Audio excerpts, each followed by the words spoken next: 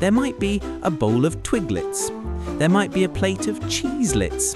If you were truly lucky, someone, almost certainly Mum, had spent half an hour constructing the cheese and pineapple hedgehog. A potato or a half orange wrapped in tinfoil, bristling with cocktail sticks, each one skewering a cube of cheddar and a chunk of tinned pineapple. It was the absolute pinnacle of 1970s sophistication. And the drinks. Oh, the drinks. For the adults, perhaps a Watney's Party 7, that giant can of beer that required a civil engineering degree to open. For Mum, the height of glamour, a baby cham, served in its own tiny saucer-like glass, with its little jumping fawn on the bottle. It felt continental. It felt special. And for us, we might get a glass of Tizer, or if the gods were smiling, the nectar of the 70s itself, a can of Cresta. That fizzy drink in its strange, cloudy colours with a polar bear in sunglasses on the can who famously declared, "It's frothy, man." And so we settled. The entire family clean, fed and comfortable, all facing the television. There was no argument over what to watch, because there was nothing else to watch. The nation sat down, as one, to see the same thing. The evening would belong to the giants. It would begin with Bruce Forsyth and the Generation Game. "Nice to see you, to see you," and the whole family would shout back, "Nice!" It was a program built on a simple, wonderful premise. Get members of the public, team them up with their relatives, and make them fail. Make them fail at pottery. Make them fail at Morris dancing. Make them fail at decorating a cake under the guidance of a terrifyingly stern expert. We'd laugh not at them, but with them. And then the finale, the part we had all been waiting for. The conveyor belt. Didn't they do well? The surviving pair would sit, watching as a parade of prizes trundled past. A carriage clock, a tease maid, a fondue set, a tin of terrible biscuits, and of course, the Cuddly Toy. The entire living room would be screaming at the television. "The toaster! The toaster! You've missed the toaster!" Oh, he's forgotten the Cuddly Toy. It was pure, unfiltered, communal joy.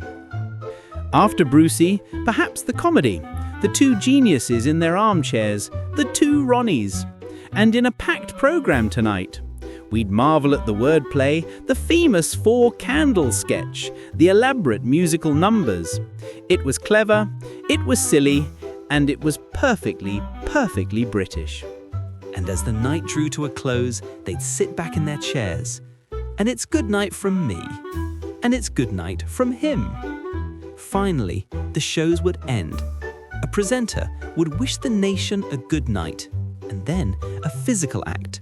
Someone would have to get up from the armchair, walk to the television, and turn it off. A solid clunk of the button. The picture would vanish, shrinking to a tiny, brilliant white dot in the center of the screen before fading to black. Saturday was over. You were warm, you were safe, and you were with your family. All was right with the world. But of course, Sunday was coming. Sunday. Sunday always had a different quality of light. It felt slower, heavier. The air itself seemed to know that the freedom was finite. The day would start not with the chaos of Tiswas, but with the solemn, slightly muffled ringing of church bells in the distance. Even if you weren't a church-going family, the sound was inescapable. It was the soundtrack to the day.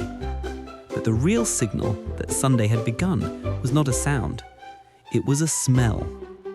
It was the smell of the Sunday roast. Sometime around mid-morning, that aroma would begin to creep out of the kitchen. The scent of roasting beef or lamb, the rich, savoury promise of gravy, the earthy smell of potatoes and parsnips beginning to caramelize in the oven. This wasn't just a meal, it was the anchor of the entire week. The kitchen, which had been a place of hurried breakfasts, was now a command centre. It was a place of steam, of bubbling pots, of the rhythmic thud of vegetables being chopped. But for us, Sunday morning still held a kernel of freedom. We might be dispatched to the newsagent again, this time not for sweets, but for the papers. The Sunday papers. These were enormous, weighty things, thick with supplements and colour magazines that felt impossibly glamorous. And we'd be sent, perhaps with a warning. Don't you dare open the comic supplement until your father has seen the main news. We'd return home and the house would be a hive of domestic activity. While the roasted, there was polishing, there was hoovering. The noise of the hoover was a whining, roaring beast, a sound as much a part of Sunday as the roast itself. And then the call, "It's ready!" We'd gather round the dining table, not the kitchen table in a hurry, the proper dining table, perhaps only used once a week. The best plates might be brought out, and the meal would be served. It was a ritual, the carving of the meat, the passing of the gravy boat, the inevitable argument over who got the crispiest roast potatoes, and of course, the Yorkshire puddings. Light, crispy, puffed-up marvels drowning in gravy. For a short while, all was well. The family was together, the food was hot, and the outside world was forgotten. After dinner, a strange, sleepy quiet would descend upon the house. This was the Sunday afternoon lull. The adults, full of roast beef and potatoes, would often doze. An armchair nap with a newspaper draped over their face was a common sight. For us, this was a strange, suspended time. It was too late to go out properly and too early for the evening. We might retreat to our rooms to read the comics we'd bought. The Beano, the Dandy, Whizzer and Chips. We'd lose ourselves in the adventures of Dennis the Menace or the Bash Street Kids. Or we'd turn to music. This was the second great ritual of the 1970s Sunday, the Top 40. We'd tune the radio, a portable transistor perhaps, to BBC Radio 1. We'd lie on the carpet, ear pressed close to the speaker, and we'd listen. The countdown, hosted by a DJ who sounded like your coolest uncle, was everything. We'd listen with a sense of desperate anticipation. Would our favourite song, the one we'd saved our pocket money to buy as a 7-inch single, go up? Had David Bowie or Slade or T-Rex made it to number 1? And we'd be poised with our new cassette recorder, a chunky, clunky machine with piano key buttons. Our finger would be hovering over 2 buttons simultaneously, play and record. The DJ would start talking over the introduction. No, stop talking. And we'd try to press them at the exact millisecond the singing started. We were creating our own mixtapes, one hard-fought, slightly cut-off song at a time. But as the afternoon faded and the charts played out, the light in the sky would begin to change. It would turn a specific, melancholy shade of greyish blue. And with it, a feeling. A slow, creeping, undeniable feeling. It would start in your stomach, a slight heaviness. You'd suddenly remember homework. The project on the Tudors due tomorrow that was still just a title on a blank page. The maths equations you hadn't even looked at. You'd remember your school uniform still in a pile in your room. Your shoes still muddy from Saturday's adventures which needed polishing. This feeling had a name. It was the Sunday night dread. It was the feeling of freedom evaporating. The weekend, that glorious 48-hour kingdom, was crumbling. The walls were closing in. And then, just as the dread was reaching its peak, the television would confirm it. A specific sound, an image. It would be the solemn, gentle theme tune of a programme like Songs of Praise. The the sound of a church organ, a choir singing a hymn. To millions of British children, that theme tune was not a call to worship. It was a 20-minute warning. It was the official, undeniable soundtrack to the end of the world. It meant get your homework done. It meant find your PE kit. It meant bath time now. It meant that Monday was coming. And so it was over. The weekend was finished, brought to an official close by the sound of a choir and the faint, sharp smell of shoe polish hastily rubbed onto scuffed school shoes. That Sunday night dread, it was a powerful, collective experience, a weekly, miniature grief for the freedom that was lost.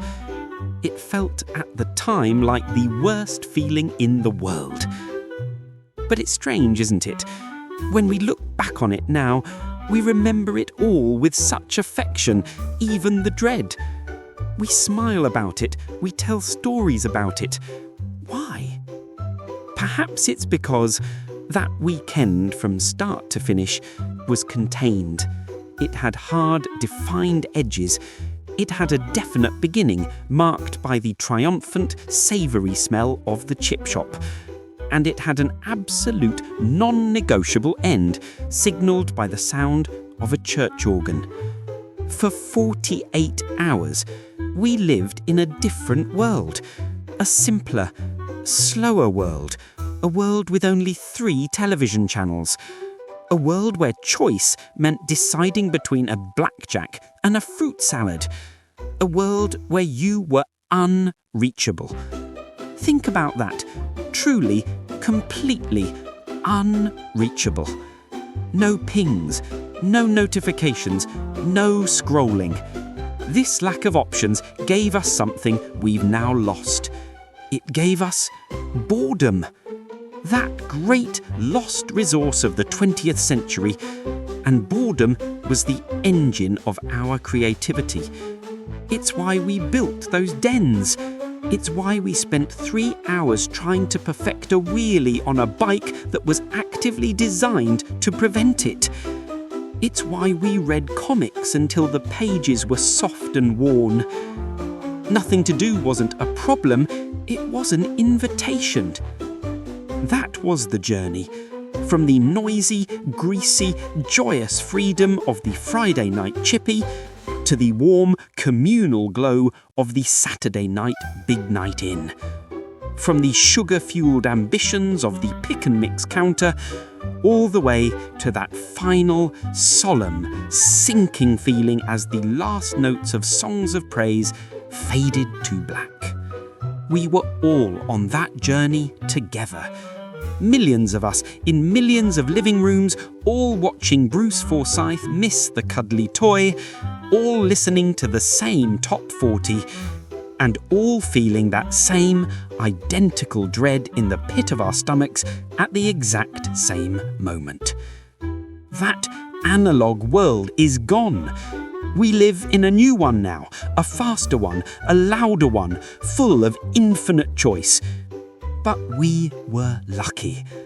We remember a time when freedom was simple, when a 10p coin made you a king, when the whole family sat in one room and laughed at the same jokes, and when a weekend, a proper weekend, felt like a lifetime.